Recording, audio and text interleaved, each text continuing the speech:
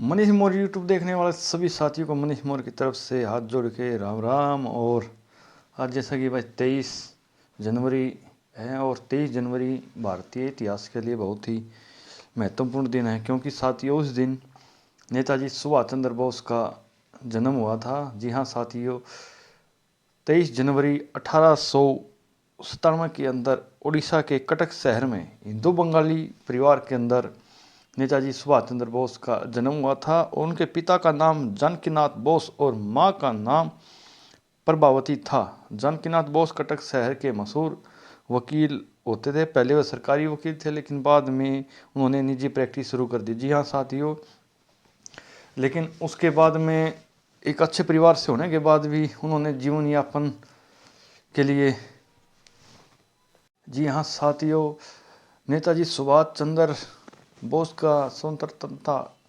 आंदोलन में बहुत ही अहम योगदान था और उसका कोई सानी नहीं है। वे साहसी और स्वतंत्रता के प्रति अति उत्साहित नेता थे। सुभाष चंद्र बोस श्री भगवद गीता से गहराई से प्रेरित रहे थे। इसी कारण स्वतंत्रता संग्राम, समानता, राष्ट्रभक्ति के लिए उन्होंने संघर्ष को भुलाया नहीं जा सकता। नेताजी के लिए राष्ट्रीय भक्ति सर्वोपरि थी। जैसा कि साथियों, नेताजी सुभाष चंद्र बोस है ना, शुरू से ही शिक्षा के क्षेत्र में बहुत ही अच्छे थे। नेताजी सुभाष चंद्र बोस बचपन से मेधावी छात्र थे। उनके तेज दिमाग को देखकर पिता जानकीनाथ ने उनको ICS भारतीय सिविल सेवा का ऑफिसर बनाना चाहते थे। सुभाष चंद्र बोस ने कटक के प्रोसेस्ट यूनियन स्कूल से प्राथमिक शिक्षा ग्रहण की। 1916 में उन्होंने कोलकाता के प्रसिद्ध प्रेसिडेंसी कॉलेज में दाखिला लिया। सुभाष प्रेसिडेंसी कॉलेज में दर्शन शास्त्र में BA कर रहे थे। एक बार सुभाष चंद्र बोस कॉलेज की लाइब्रेरी में पढ़ाई कर रहे थे, तभी उन्हें पता चला कि एक अंग्रेज प्रोफेसर ने उनके कुछ साथियों को धक्का दिया। सुभाष चंद्र बोस क्लास के रिप्रेजेंटेटिव थे, यह तुरंत प्रिंसिपल के पास पहुंचे। अंग्रेज प्रोफेसर का रवैया काफ़ी बेकार था, इसलिए सुभाष चंद्र बोस ने प्रिंसिपल से कहा कि प्रोफेसर से कहें कि वो छात्रों से माफ़ी मांगे, लेकिन प्रिंसिपल ने ऐसा करने से मना कर दिया। अगले दिन छात्र हड़ताल पर बैठ गए। पूरे शहर में यह घटना आग की तरह फैल गई और उन्हें कई लोगों का समर्थन भी मिलना शुरू हो गया।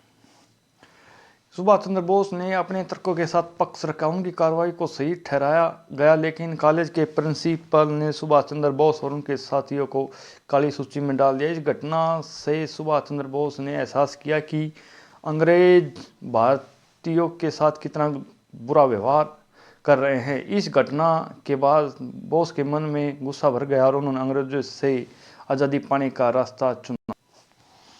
सुभाष चंद्र बोस 49वीं बंगाल रेजिमेंट में भर्ती होने के लिए उन्होंने परीक्षा दी, लेकिन आंखों में दृष्टि कमजोरी होने के कारण वो भर्ती नहीं हो पाए और अयोग्य करार दे दिए गए। 1920 में सुभाष ने IPS की परीक्षा में चौथा स्थान प्राप्त किया, लेकिन अंग्रेजों की गुलामी करना उन्हें मंजूर नहीं था और उन्होंने आज़ादी हिंद फौज का नेतृत्व कर गठन किया और अंग्रेजों से लोहा लेने की मन में ठान ली।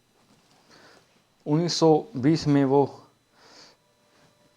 सेलेक्ट हो गए, लेकिन 1921 में जैसे ही उन्होंने इंडिया में हो रहे आंदोलन के बारे में पता चला तो वो वहाँ से भारत लौट आए और महात्मा गांधी के साथ मिलकर उन्होंने आंदोलनों में हिस्सा लेना शुरू कर दिया और एक प्रभावशाली अहिंसक संगठन बन गई थी कांग्रेस। जब सुभाष बोस असहयोग आंदोलन के लिए काम कर रहे थे, तब गांधी जी ने उन्हें चित्तरंजन दास के साथ काम करने के लिए कहा। बाद में सुभाष बोस के राजनीतिक गुरु बन गए।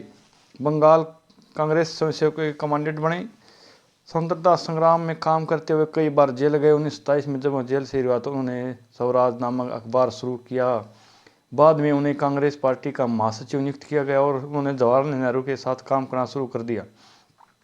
1938 में वे भारतीय राष्ट्रीय कांग्रेस के अध्यक्ष बने। उनके नेतृत्व में एक योजना समिति का गठन किया गया। इस समिति ने औद्योगिकरण नीति तैयार की।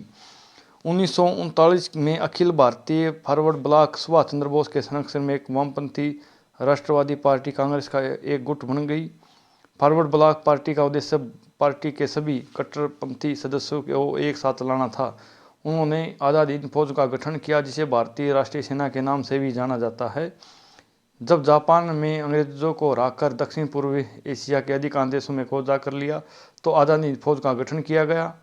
अंग्रेजों के चंगुल से आज़ाद हुए युद्ध बंदियों में से एक सैनिकों की भर्ती की गई। सेना के गठन का उद्देश्य भारत को ब्रिटिश शासन से आज़ाद कराना था। 1941 में सुभाष चंद्र बोस भारत से भागकर जर्मनी पहुंच गए। 1943 में वो सिंगापुर चले गए और भारतीय सेना में भर्ती करने लगे। आज़ाद हिंद फौज में लगभग 45,000 सैनिक थे। इनमें से भारतीय युद्धबंदी और दक्षिण पूर्व एशिया के देशों में बसे भारतीय शामिल थे, जिन्होंने राष्ट्र के उद्देश्य का पूरा करने के लिए खुद को समर्पित कर दिया था। नेताजी ने अंडमान में भारतीय ध्वज फहराया, जिस पर जापानियों ने कब्जा कर लिया था। 1944 में आज़ाद हिंद फौज ने अंग्रेजों से भारत को वापस जीतने के लिए उत्तर पूर्वी क्षेत्रों पर भी हमला किया। भारतीय महिलाओं ने भी स्वतंत्रता संग्राम में सक्रिय रूप से भाग लिया। आज़ाद हिंद फौज की एक महिला रेजिमेंट थी, जिसमें अंग्रेजों के खिलाफ लड़ाई और हमलों में सक्रिय रूप से भाग लिया। कैप्टन लक्ष्मी स्वामीनाथन ने रेजिमेंट की कमान संभाली और उनके नेतृत्व में सभी महिलाओं वाली रेजिमेंट में वीरता का समर्थन किया। इस दौरान उन्होंने हिटलर और मुसोलिनी से मदद मांगी। उन्होंने बर्लिन में फ्री इंडिया सेंटर की भी स्थापना की। वे भारत विशेष ब्यूरो से जुड़े और जर्मन प्रायोजित आज़ाद हिंद रेडियो का प्रसारण करना शुरू किया। सुभाष बोस का अथक प्रयास उनके निधन के साथ ही समाप्त हो गया। अपने पूरे जीवन में उन्होंने अपनी मातृभूमि को गुलामी की बेड़ियों से मुक्त करने के लिए संघर्ष किया और कर्तव्य की बेड़ी पर खुद को बलिदान कर दिया। विमान दुर्घटना में 3rd डिग्री जल गए और 18 अगस्त 1945 को ताइवान के एक अस्पताल में उनकी मृत्यु हो गई। लेकिन उसके बाद में भारतीय सरकार ने बहुत सी जांच कमेटियां बिठाई, क्या उनकी इस दौरान मृत्यु हुई कि नहीं हुई, लेकिन कोई भी जांच कमेटी इस बात को अभी तक नहीं साबित कर पाई कि वो उसमें उनकी मृत्यु हुई कि नहीं हुई। लेकिन भारतीय लोगों के दिलों में आज भी नेताजी सुभाष चंद्र बोस बसते हैं और उन्होंने एक नारा दिया था, तुम मुझे खून दो मैं तुम्हें आज़ादी दूंगा। और जय हिंद का नारा है जो आज भारतीय का हर जगह से राष्ट्रीय नारा बना हुआ है, भी सुभाष चंद्र बोस ने दिया था। तो कौन कौन साथी नेताजी सुभाष चंद्र बोस के नारों और उनके भाषणों या उनके जीवन शैली से प्रभावित हैं, एक सब कमेंट के माध्यम से ज़रूर बताइएगा और नेताजी सुभाष चंद्र बोस को श्रद्धांजलि दीजिएगा। जय हिंद, जय भारत। मिलते हैं किसी नेक्स्ट वीडियो में।